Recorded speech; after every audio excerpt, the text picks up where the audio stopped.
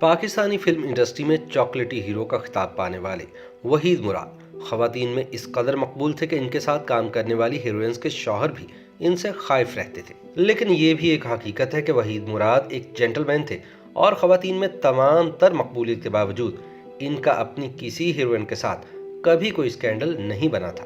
جواں مرگی کا شکار ہونے والے وحید مراد اپنے والدین کے ہی اکلوتے نہیں بلکہ فلمی دنیا میں بھی یکتا اور منفرد اداکار تھے۔ ان کی چال ڈھال، نشست و برخاست اور انداز و گفتار کسی دوسرے فنکار سے میل نہ کھاتے تھے۔ انہوں نے اداکاری کے نئے اسلوب متعارف کروائے، اپنے کرداروں میں حقیقت سے قریب ترین ایکسپریشن اور ڈائیلاگ ڈیلیوری کو اپنایا۔ گانے کی پکچرائزیشن میں ان کا انداز اس قدر جاذب نظر تھا کہ ساتھی اداکاروں کے علاوہ ہمسایہ ملک کے اداکار بھی معروب ہوئے بنا نہ رہ سکے۔ ان کا سراپا گانے کی دھن سے کمال انصاف کرتا۔ ان کا جسم کا ہر عضو اور خصوصاً پاؤں موسیقی کے سروں کے ساتھ کھیلتے ہوئے محسوس ہوتے۔ وحید مراد کا منفرد ہیئر سٹائل ان کے چہرے کو مزید دلکش بنا دیتا اور برِ صغیر میں دلیپ کمار کے بعد وحید مراد کے ہیئر سٹائل کو سب سے زیادہ اپنایا اور پسند کیا گیا۔ وحید مراد کی اچانک موت کو 4 اشرے ہونے کے قریب ہے، لیکن ہر آنے والا دن ان کی شہرتوں کو دوام بخش رہا ہے۔ وحید مراد فلم ڈسٹریبیوٹر نثار مراد کی اکلوتی اولاد تھے۔ نثار مراد کے ہاں کسی شے کی کمی نہ تھی اور ان کا شمار متمول لوگوں میں ہوتا تھا۔ نثار مراد اور ان کی اہلیہ شیری مراد نے اپنی اکلوتی اولاد کے لیے اپنی محبتوں کے در وا کر دیے۔ دنیا کی ہر نعمت اس بچے کے اشارہ ابرو کی منتظر رہتی۔ انہی محبتوں کے سائے میں پل کر جوان ہونے والا ویدو یعنی وحید مراد بھی والدین کی ہر خواہش پر پورا اترتا رہا۔ گریجویشن کے بعد وحید مراد نے کراچی یونیورسٹی سے ایم اے انگلش لٹریچر بھی کر لیا۔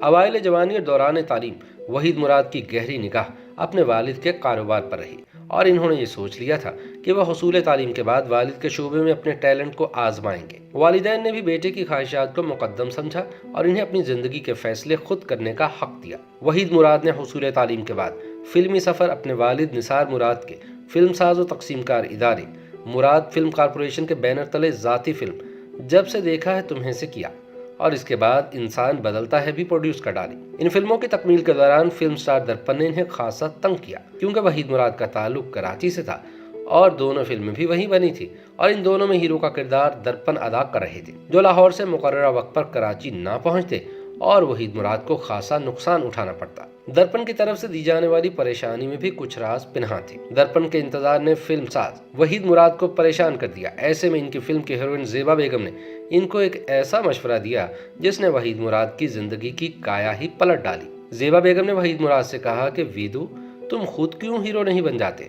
تم میں کون سی کمی ہے؟ وحید مراد نے برجستہ جواب دیا کہ نہیں، میری رنگت سانولی ہے، میں یہ رسک نہیں لے سکتا۔ لیکن در حقیقت زیبا بیگم کی کہی ہوئی بات وحید مراد کے دل کو بھا گئی تھی۔ لیکن اس مشورے پر عمل کرنے سے پہلے انہوں نے خود کو فلم کے پردے پر آزمانے کے لیے ایس ایم یوسف کی فلم اولاد میں کام کرنا قبول کر لیا۔ یوں کیمرے کے پیچھے کھڑا وحید مراد جب کیمرے کے سامنے آیا تو کیمرے نے کمال گرم جوشی سے اسے خوش آمدید کہا۔ کیمرے کی قبولیت کے بعد وہ دیکھنے والوں کی نگاہوں کو کچھ یوں بھائے کہ دیکھتے ہی دیکھتے ہر نگاہ کا مرکز اور ہر دل کی دھڑکن بن بیٹھے اور زیبا بیگم کا ویدو کو دیا ہوا مشورہ کارگر ثابت ہوا۔ یوں وہ فلم ساز سے فلمی ہیرو بن گئے۔ فلم اولاد کی کامیابی کے بعد وحید مراد ایک بار پھر ذاتی پروڈکشن کی جانب لوٹ آئے اور فلم ہیرا اور پتھر کا آغاز کیا جس نے انہیں مکمل ہیرو بنا دیا اور رہی صحیح کسر فلم ارمان نے پوری کر دی اور وہ پاکستان فلم انڈسٹری کے سپر سٹار بن گئے۔ ان دونوں فلموں میں وحید مراد کی ہیروئن وہی زیبا بیگم تھی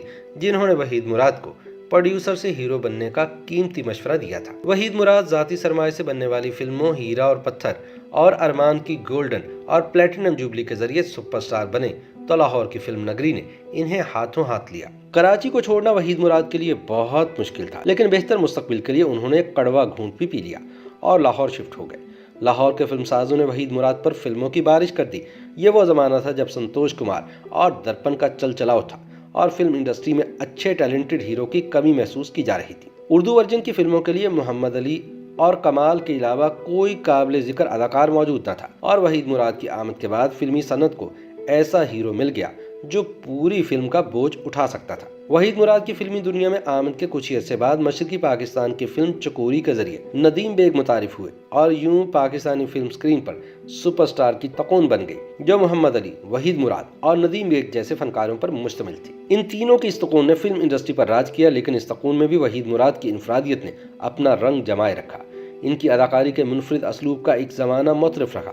पढ़े लिखे वहीद मुराद ने फिल्म एक्टिंग के साथ साथ फिल्म प्रोडक्शन भी जारी रखी और अपने ज़ाती प्रोडक्शन का इदारा फिल्म आर्ट्स बनाने के अलावा एक टीम भी बना डाली, जिसमें फिल्म डायरेक्टर परवेज़ मलिक, मौसीकार सुहेल राना और मुसन्निफ व शायर मसरूर अनवर शामिल थे। इस टीम ने अरमान के बाद एहसान और चंद और फिल्में भी बनाई, लेकिन बाद में वहीद मुराद के लाहौर शिफ्ट होने पर यह टीम ज़ाती अनाओं की भेंट चढ़कर बिखर गई। वहीद मुराद की फिल्म अरमान इनके ज़ाती फिल्म प्रोडक्शंस के इदारे फिल्म आर्ट्स के बैनर तले ही बनाई गई थी। एक ज़माना था जब मुल्क का हर नौजवान अपने बाल माथे पर बखेरे वहीद मुराद जैसा बनने का ख्वाह था और हर लड़की को वहीद मुराद के सरापे में अपने ख्वाबों का शहजादा दिखाई देता था। कॉलेज गर्ल्स ने वहीद मुराद की तस्वीरें किताबों में रख लीं, लेकिन इनके दिल के तार कराची के सनतकार इब्राहिम मेकर की बेटी सलमा मेकर को देखकर बच उठते थे। यूं एक रोज वहीद मुराद सलमा मेकर को अपने दिल का मुद्दा बयान करने उसकी डांसिंग क्लास में जा पहुंचे, जहां वो डांस की रिहर्सल किया करती थी।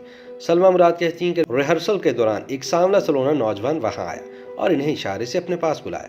मैं जब उसके पास गई तो उसने बरजस्ता सवाल किया, मुझसे शादी करोगी? मैं इस अचानक सवाल पर हक्का बक्का रह गई और हैरानी से उसका मुंह देखती रह गई, लेकिन वो मुझे उलझन में डालकर वहां से जा चुका था। कुछ ही रोज में वहीद मुराद के वालिदैन की जानिब से बाकायदा पैगाम आया और मैंने भी उस नौजवान की उस रोज की वालिहाना जुर्रत को देखते हुए इकरार कर दिया और यूं हम जीवन की डोर में बंध गए। जब अदाकार स्टार बन जाए तो अगली राहें खुद ब खुद खुलती चली जाती हैं और कई अदाकाराएं उस नाम के साथ अपना नाम जोड़कर कामयाबियां समेटना चाहती थी। ऐसे में स्कैंडल्स जन्म लेते हैं और ऐसा ही हुआ।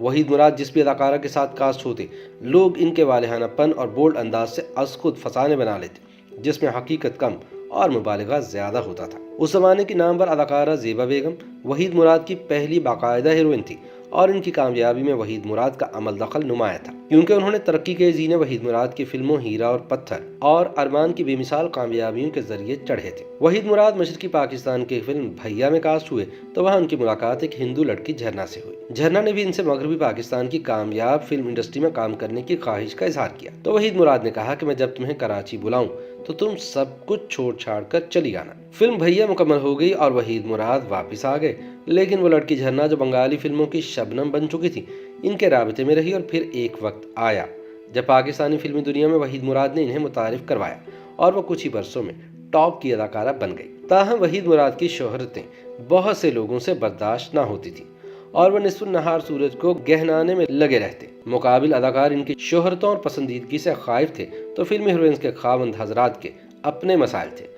वहीद मुराद और ज़ेबा बेगम की जोड़ी वक्त की मकबूल तरीन और पसंदीदा तरीन जोड़ी थी, लेकिन मोहम्मद अली से शादी के बाद उन्होंने वहीद मुराद के मद्दे मुकाबिल काम करने से इनकार कर दिया था। यूं यह मकबूल तरीन जोड़ी टूट गई। झरना यानी शबनम को वो खुद मशरकी से मगरबी पाकिस्तान लेकर आए और ज़ाती फिल्म में कास्ट भी किया और कई सुपरहिट फिल्में इस जोड़ी के क्रेडिट पर थी, जिनमें अंदलीब, बंदगी और नसीब अपना अपना जैसी फिल्में शामिल थी। लेकिन फिर अचानक शबनम के शौहर मौसीकार रोबन घोष को वहीद मुराद की बोल्डनेस पर एतराज हुआ और उन्होंने अपनी बीवी को वहीद मुराद के साथ काम करने से रोक दिया। शबनम ने भी अपनी अज़दवाजी जिंदगी को बचाने की खातिर चुप साध ली, लेकिन रोबन घोष की वफात के बाद शबनम ने बताया कि वहीद मुराद की जुबान से रोबन के सामने कोई ऐसी बात निकल गई थी जिसको रोबन ने महसूस करते हुए मुझे इनके मद्दे मुकाबिल काम करने से रोक दिया, वरना वहीद मुराद एक इंतहाई नफीस इंसान थे और वो इनको याद करती हैं। निशो ने जब अपनी नौजवानी की मोहब्बत इनाम दुरानी से शादी की तो इन्हें भी वहीद मुराद के अंदाज, बोल्डनेस और मर्दाना कशिश खटकने लगी और इन्होंने भी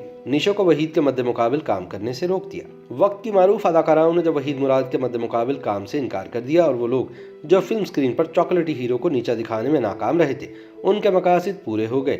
लेकिन तब भी कुछ ऐसी अदाकाराएं थीं जिन्होंने वहीद मुराद का साथ दिया। इनमें रानी बेगम, दीबा, आलिया, आसिया और शमीमारा नुमाया रही। इस हकीकत से किसी को इनकार नहीं कि हर उरूज की इंतहा बिल आखिर जवाल है, लेकिन नाजो नाम में पलने वाले जहां दीदा वहीद मुराद इस हकीकत को ना समझ पाए और आखिरकार जब इन्होंने जवाल को सामने पाया तो वह अंदर से टूट गए। यह के बाद दीगरे होने वाले दो हादसात में वहीद मुराद अपने चेहरे की दिलकशी खो बैठे। ऐसे में जब इन्हें ढारस की सख्त जरूरत थी तो फिल्म इंडस्ट्री ने इन्हें नजरअंदाज कर दिया, बल्कि वो अपने मुख्तसर से खानदान को भी नाराज कर बैठे। वहीद मुराद की अहलिया भी इन्हें इस हाल में छोड़कर अमेरिका चली गई और जब कोई ढारस बंधाने और उम्मीद दिलाने वाला ना रहा तो वो टूटकर बिखर गए। वहीद मुराद ने अपनी वफात से 2 हफ्ते कबल अपने दरीना दोस्त अनवर मकसूद के प्रोग्राम सिल्वर जुबली में इस बात का बरमला इजहार किया था कि अगर मैं ना रहूं, मुझे कुछ हो जाए या मैं दुनिया से उठ जाऊं तो मुझ पर फिल्म बन ये गाना मेरी मौत के बाद की जिंदगी का अक्कास हुआ। भूली हुई हूँ दास्तां, गुजरा हुआ ख्याल हूँ, जिसको ना तुम समझ सके, मैं ऐसा एक सवाल हूँ, मैं ऐसा एक सवाल हूँ।